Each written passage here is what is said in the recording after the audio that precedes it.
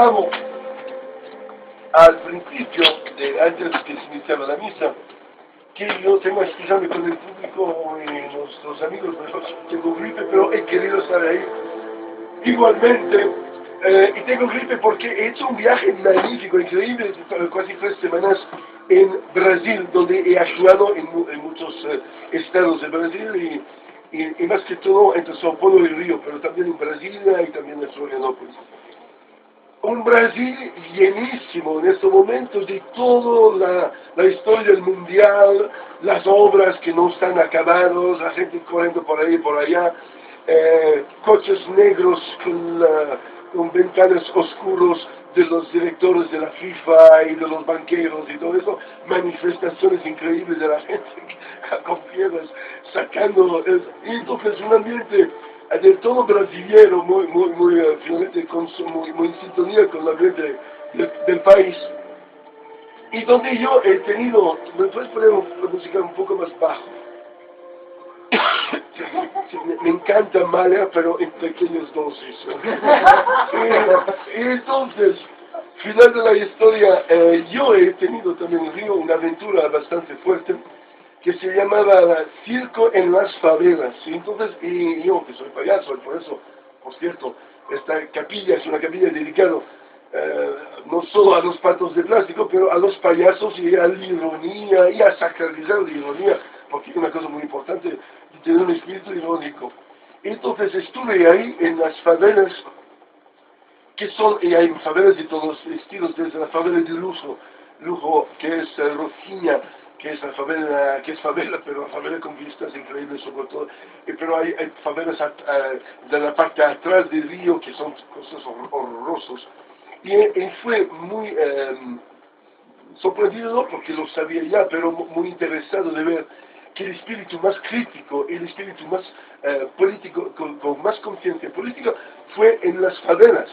En las favelas donde hasta los niños decían, pero hombre, han gastado todo este dinero para estos estos estadios y mira cómo vivimos nosotros. Pero niños de 9 y 10 años con un discurso crítico, un discurso politizado y muy diferente a lo mejor de la idea que tenemos aquí de las favelas, que es una idea de un lugar solo de delincuentes. Es una comunidad, tienen sus reglas, no obedecen las reglas del Estado. Es la ley de la selva también, del más fuerte, todo esto es cierto, pero hay una increíble conciencia política en estas favelas y la gente se habla continuamente de todo. Y hoy voy a hablar de un personaje de la favela, un amigo personal que se llama Celarón. No tengo su foto, pero os voy a decir después por qué. Celarón, un chileno, es un personaje increíble, un personaje totalmente asociado en este momento a la idea del mundial y lo que está pasando en Río. Yo creo que es de máxima actualidad de hablar de Celarón en este momento. Y la segunda cosa es uno de mis temas recurrentes para mí, el problema del Medio Oriente. En este momento el Papa desde ayer ha llegado ahí y están pasando cosas raras. Incluso son ya muchos años que pasan cosas raras, pero además cosas todavía más raras, si es posible, y una intuición que yo quiero compartir con vosotros, algo que nunca he dicho en público hasta ahora, porque me ha ocurrido la idea hace tan solo algunos días. Entonces, una idea nueva que domingo pasado no tenía, por ejemplo, entonces este domingo sí que lo tengo y los voy a compartir. Esto es la segunda parte. Entonces, respetamos el orden de estas misas. Primera parte, un personaje de la historia o un personaje actual. Entonces voy a hablar de Celarón. Celarón no es brasileño, pero su vida está asociada a la ciudad de Río de Janeiro. Él es, o más bien era, y ahora vamos a entrar en los detalles de por qué utilizo la palabra era, un chileno, artista, pintor, un hombre que ha viajado en todo el mundo, ha hecho también, ha bastante contado en su propio país como pintor. Y entre una cosa y otro, en los años 90, creo incluso en el año 90, llegó en Río y se enamorado no solo de una brasileña, pero más que todo de una favela. y ha decidido de dejar todo el mundo de la pintura, de las galerías y todo esto, y adoptar la vida de la calle, la vida del mundo de la favela, por lo que yo he dicho antes, esta cosa bastante increíble de una confianza política y de una fuerza, en una vida comunitaria por las personas que tienen una cierta confianza social, puede interesar y puede ser muy fuerte como experiencia. Y este hombre, yo lo he encontrado, a ver, para recordarme bien, en el 2000, la música sí existe, ¿no? A ver, sí, pero un poco. Y entonces, 2002, 2003, creo que entonces, hace un poco más de 10 años que lo conozco. ¿Y por qué lo conozco? Uno, porque ya desde muchos años hago cosas en Río, cosas en la calle, cosas de circo ahí. Y este hombre, entonces, viviendo en favelas y tal, se había dedicado a transformar su arte de gráfico en un arte callejero. Y empezó, hace ya 120 años, de decorar unas escaleras en la ciudad de Río. Que va hasta el barrio de Santa Teresa, empezando el barrio de Lapa, por la gente que conoce a Río. Es decir, es el centro casco antiguo, es un lugar de colinas y un lugar muy emblemático de Río, y con casas del siglo XVIII, XIX, es un lugar de verdad fuerte, muy interesante, pero afavelada, como se dice, es decir, que hay lugares que son favelas y otros lugares que eran la ciudad normal, pero que lentamente se ha degradado, que después que los edificios han caído en desuso y se han transformado en favela. Entonces, una zona afavelada, se podría decir, de Río, y esta escalera, hecho como con trozos a la Gaudí, que uno puede decir algo que no parece nada de Gaudí, pero son trocitos de azulejos que ha ido buscando el Celarón por allá, y después, ya desde muchísimos años, pidiendo a todos los extranjeros, o a cualquier persona que pasa por, porque él estaba siempre en la calle, estaba sentado ahí, poniendo azulejos en una escalera enorme, a lo mejor alto 300 metros, en una escalera que...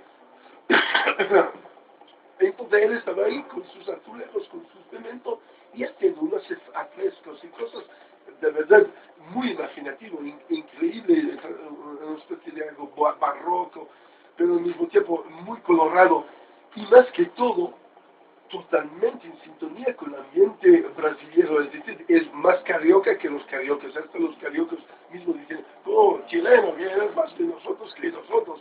Y entonces, aceptado por toda la gente en Río, sin ninguna licencia, sin ninguna autorización, sencillamente pegando los trozos de azulejos día y noche a esta escalera. Y ya en principios de los años 2000 era ya una cosa monumental, una cosa gigante, y ahora últimamente todavía más grande, lleno de símbolos del fútbol, por ejemplo, el mundial estaba presente, va cambiando también, quitaba azulejos, ponía otros, e intentaba decidir el andamiento de la historia, el andamiento de la... Era como un periódico la cosa, porque había noticias y cosas, y la gente pasaba por ahí. Talmente que pasaba por ahí que lentamente todos los grupos turísticos llevaban a los turistas en autobús a visitar la escalera. Michael Jackson todavía en vida ha hecho uno de sus últimos vídeos. Ahí la Coca-Cola, bueno, todas las grandes marcas publicitarias han hecho, utilizado las escaleras. Un James Bond, el último James Bond, ha utilizado la escalera, estas imágenes. Entonces la escalera llegó a ser, y creo que es, inmediatamente después del Cristo de Corcovado y de la pan de azúcar, el tercer punto de definición de identidad de Río y la gente. Y yo fui en el 2007, si no me equivoco, 2006, en una cosa bastante divertido, un evento organizado por el Ayuntamiento de Río, en la calle, adelante a las escaleras, donde finalmente daba como patrimonio nacional un sello del Estado a la escalera, diciendo que era patrimonio cultural nacional, y entonces un reconocimiento a este hombre que hasta ahora, hasta los últimos meses, vivía como uno sin lugar, sin hogar, porque vivía, dormía en las escaleras, dormía en una especie de pequeño, una caja ahí, y como en esta favela al lado de la escalera, y un hombre con el cual cualquier persona podía hablar, porque estaba ahí, bastaba parar y él estaba poniendo sus azulejos. Y tenía un discurso filosófico extremadamente profundo. Rechazaba el materialismo, rechazaba todo la cárcel del arte hecho solo por la burguesía y las galerías y cosas así. Él quería un arte popular y con su vida y con su manera de su obra la había conseguido como nunca en mi vida he visto a alguien conseguir esta idea de un arte popular de la calle y con esta reacción increíble de amor de toda la gente de la calle, pero la gente los más pobres y todo asumía como suyo esta escalera es nuestra expresión, Celarón es uno de nosotros y tal. Entonces una sintonía con la ciudad también muy pocas veces visto en mi vida, una cosa tan fuerte. Y como he dicho, en este momento, no solo en Río, en todo Brasil, con la historia del Mundial de Fútbol, están todos los capitalistas, están aprovechando a saco para intentar echar a la gente pobre de del centro de ciudad, de los lugares más emblemáticos, y por ejemplo, alrededor de la escalera, allá, renovaciones y cosas así. Se ve que la escalera está recuperada ahora, como he dicho, ya hay publicidad de la Coca-Cola y todo con la escalera, películas de Hollywood con la escalera ahora hace parte del sistema capitalista como imagen de la ciudad y con todas las contradicciones, el horror de verdad que se ve de cómo los estadios, las infraestructuras están hechos con dinero público, pero que después los beneficios, como siempre, van a quedarse solo en manos de los de la FIFA, algunos patrocinadores, etc., que es una operación políticamente impresentable. Entonces, de ver que esta escalera entraba en esto y acaparado y cogido por los banqueros ha sido una cosa triste para mí y triste para mucha gente. Pero todavía más triste, que yo descubrió, no en este viaje, pero yo voy a menudo en Brasil, en el viaje que he hecho en diciembre del año pasado, entonces hace 6 meses, que Celarón había muerto. Celarón nació en 47, yo nació en 52, porque somos la misma quinta, tenía 67, 68 años, tenía unos bigotes increíbles, siempre en pantaloncitos cortos, con la camiseta del equipo de fútbol de Brasil, o algo, pero una camiseta, un pantalón, unas hawaianas y estos bigotes así de bien artista, de verdad, bigotes increíbles, enormes,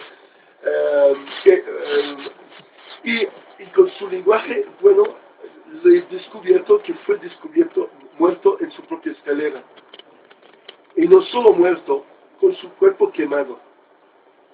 He dejado en el centro. Y yo cuando he venido aquí, yo no he tenido mucho tiempo para organizar la misa, yo estuve en Google para ver si podía sacar una imagen. Y, sí, pero mi impresión no la funciona, pero hay una imagen terrible de su cuerpo recubierto en su propia escalera, de una tela, y con toda la gente llorando.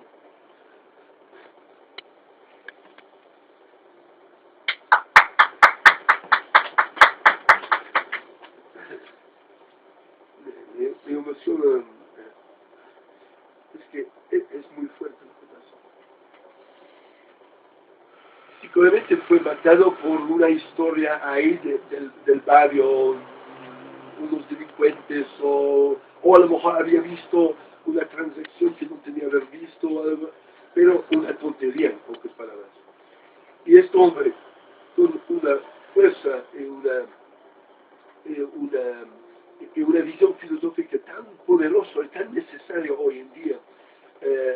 acaba de una manera totalmente ridícula. Y también lo que más difícil me ha parecido es que después, hablando con hasta mis amigos artistas, ellos digo que es que muestra horrible y todo. Bueno, sí. Y con esta cosa, que es una cualidad y un defecto del Brasil, es que pasan. Y entonces, en mi opinión, un mundo artístico no lo han descendido como a los de Río, por lo menos como tenía que haberlo hecho. Y fue hasta, ¿cómo se llama?, avergonzado de la manera que han tratado su muerte como si fuera uno más, con la idea, bueno, aquí, ¿sabes?, no es como en Europa, aquí la gente muere todos los días en la calle y todo. Y digo, sí, pero este, no sé, no es cualquier, es otra historia aquí. Bueno, y entonces, lo que es seguro es que su obra, no, esta escalera se queda para la historia, para siempre. Esto no se mueve. Ha entrado en eso, ahora ya en la gira de turística, entonces hace parte de la industria turística de esta ciudad. Pero lo que a mi opinión se ha perdido es esta presencia de un filósofo, un Sócrates, básicamente, por la calle. Que tú podías ir ahí, pedirle cualquier cosa y te contaba la vida de las favelas, te contaba lo que era el justo, el no justo. Era un enorme filósofo. Y con una cosa, un personaje extremadamente raro. ¿Ves? Yo tengo cuadros, porque él era pintor y hacía esta escalera, era su obra. Pero para financiar esto, hacía pequeños dibujos y grandes dibujos. Hacía dibujos muy buenos, increíbles de todo el barrio y de la vida de la favela, y yo tengo la suerte de tener uno de mí, pero esto es algo muy particular. Tenía una obsesión en sus obras, y era las mujeres negras embarazadas, que transformaba en payaso. Entonces, en cada una de sus obras hay siempre un personaje caminando y que es una mujer embarazada, negra, travestida de payaso. Muchas veces yo, y no solo yo, muchas otras personas han dicho, pero ¿cuál es la historia? Y nunca nos lo han dicho. Pero ya es mi obsesión y se quedaba en esto y no se iba más lejos. Otras personas dicen, bueno, he tenido una historia de amor con una y todo, pero no me sonía muy claro todo esto. Y no me era hecho de una manera, ¿cómo se llama?, de disrespecto, no era una cosa, sus mujeres embarazadas de payasos eran muy alegres, todo, eran siempre presentes. Pero esto fue un día muy particular. Este hombre decidió el día que yo estuve con él, este día particular, en el 2005, 2006, 2005, que quería entrar en el libro de Guinness de los récords. Y quería pintar 365 mujeres embarazadas africanas vestidas de payasos en 24 horas. Estaba toda la escalera con pequeños cuadros así, y un montón de gente con música, samba, y él abajo y arriba, pintando, y todo. 50 cuadros, y vamos por más, 70, 80, y un momento ya no, que entonces descansaba, dormía bajo un pequeño árbol ahí. El senador está descansando a ver si consigue el récord, ¿no? Pues sale, yo creo que sí, pero yo creo que ha superado además.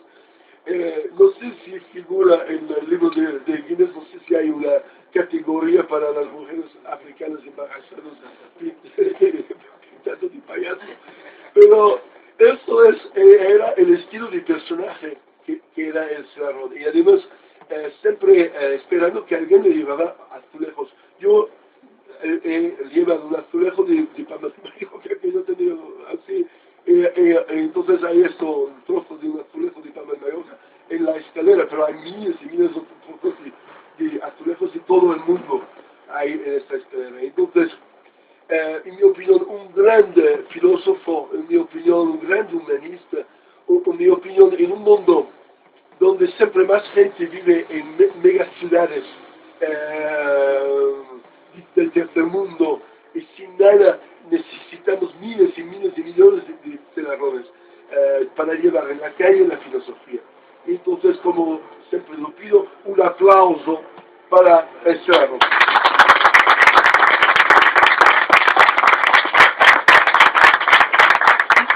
Tengo un poco de obsesión sobre los problemas de Medio Oriente, el problema de Israel y tal, por muchísimas razones. Uno, porque he vivido por ahí, y también porque al principio, cuando era adolescente, era totalmente profesionista y estuve en Israel, trabajando hasta por el ejército de Israel y todo con mucho gusto. Y lentamente, viviendo la realidad en el sitio, me mudó totalmente mi opinión y ahora soy en realidad antisionista y pro-palestino. Y no solo por el problema de Palestina, pero más bien por el significado mismo de ser judío, en mi opinión. El mundo judío, no, hay dos mundos judíos, siempre un mundo judío religioso sionista, como se ha llamado en el siglo XIX, nacionalista, por muchísimas razones, y hay un mundo judío multinacional y multicultural, y de cual viene la idea misma de la izquierda. La izquierda básicamente nace del mundo intelectual multicultural y muy abierto de los judíos europeos, comenzando con Baruch Spinoza y más adelante. Y hasta en la Revolución Francesa no se dice, pero una de las primeras cosas de la Revolución Francesa era de dar los mismos derechos a los judíos que al resto de la población, porque el mundo cristiano consideraba a los judíos como el pueblo que había matado a Jesús y que era evidentemente ya desde el principio nacido como asesinos y nacido como malos. Entonces el antisemitismo como una función religiosa de vengarse de la gente que había matado a Jesús. Y entonces, no por casualidad, si empezamos a hablar de la izquierda con Karl Marx y Trotsky, todos son todo el mundo judío. Y un mundo judío que tiene y todavía hay con una visión muy abierta, muy cosmopolita, muy internacional. Y esto se ha olvidado también todavía por muchos anti-Israel, porque Israel representa un nacionalismo. Él representa finalmente la derecha. La derecha judío es simbolizado por este estado. Es como, no sé cómo si los fachos españoles tienen un estado que se llama España, pero ya lo tienen. Entonces, con la idea de defender los valores del humanismo, los valores del laicismo, los valores, habiendo tenido grandes profesores del mundo judaico cuando era joven, lo que está pasando y cómo pues, los palestinos en un tratado y todo esto es totalmente contrario al verdadero espíritu internacionalista del mundo judaico. Es decir, lo que están haciendo en Israel contra los palestinos va contra la tradición y va contra el espíritu profundo del intelectual judeo. Pero, conociendo otra vez, yo la última vez que estuve ahí, hace ya 2 años ahora que estuve actuando en Palestina, he hecho espectáculos en Nablus, en Ramallah y todo, esta vez por otro lado, por el lado palestino. Me he dado cuenta, y siempre más, que esta situación no podría existir si el mundo árabe no la aceptaba. Porque, ¿cómo puede, incluso que puede ser más fascista del mundo, pero Israel son 6 o 7 millones de habitantes, o incluso un poco menos, y cómo pueden dominar en el Medio Oriente si están rodeados de 400 o 500 millones de árabes de todo el mundo? Entonces, o el mundo del Golfo Pérsico podría hacer, por ejemplo, una huelga de petróleo, y decir, si no se resuelve el problema de Palestina, no damos petróleo a nadie. No lo hacen, se callan. El mundo de la Arabia Saudita también, que es la responsable de la Meca, no dicen mucho. Y últimamente esto fue la intuición hace 3 días, una noticia que sale en página 50 de una publicación desconocida y tal, y yo leyendo las cosas que me interesan, y yo veo que hasta ya hay un sitio ahí si quieres entrar, hasta el Irán, un ayatollah iraní, dice que si en el libro sagrado el pueblo de Israel, el pueblo judío, son los hijos de Israel. Un ayatollah iraní dice, legitima el hecho que el mundo judío, en la tierra de Israel, es suyo porque Dios le había regalado a él. Y esto me ha abierto una ventana sobre toda una posibilidad. Me he dado cuenta que finalmente todo el monoteísmo, el cristianismo, el judaísmo y el islam, necesitan la misma narrativa, porque viven con el mismo libro, necesitan la historia de Abraham como origen del mundo árabe y del mundo judaico, los hijos de Sem, los hijos de Lot. Y entonces me empezó a pensar que a lo mejor el mundo religioso musulmán no hace nada porque finalmente están en favor del pueblo de Israel, están en favor de la idea de los judíos, están en favor porque aceptando esto justifica su propia religión. Lo que evidentemente no aceptan es que Jerusalén, el Al-Aqsa, la mezquita, que para ellos es un lugar donde Mohammed salía al cielo, es muy importante, pero a lo mejor todo lo demás no solo no ven un problema, a lo mejor favorecen esto, porque finalmente es un cumplimiento de su propia narrativa, también la narrativa bíblica. Yo hace un mes he hecho en el teatro del barrio que era San Triángulo, he hecho una conferencia sobre, muy largo, de conferencia sobre los orígenes del judío-cristianismo y tal. Entonces, yo tengo mi visión de esta historia, y una de las visiones, por ejemplo, es que el mundo judaico y el mundo cristiano es mucho más cercano de lo que parece. Por ejemplo, también una pregunta que yo me había hecho que parece muy sencilla, y la pregunta era ¿de qué religión eran los árabes antes de Mohammed? Y Mohammed llega en el 640 o al 650, entonces antes, y sabes lo que descubrió, bastante sorprendente, desde el siglo III después de Jesús hasta el siglo VI después de Jesús, la mitad de la Arabia Saudita eran judeas, se habían convertido al judaísmo, y la otra mitad eran cristianos.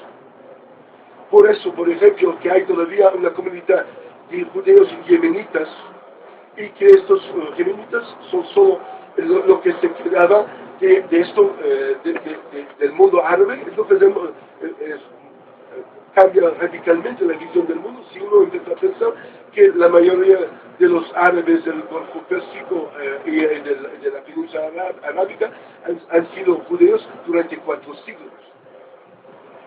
Y entonces, o que el 80 o 70% de los judíos los askenazis son seguramente del Cáucaso, que vienen de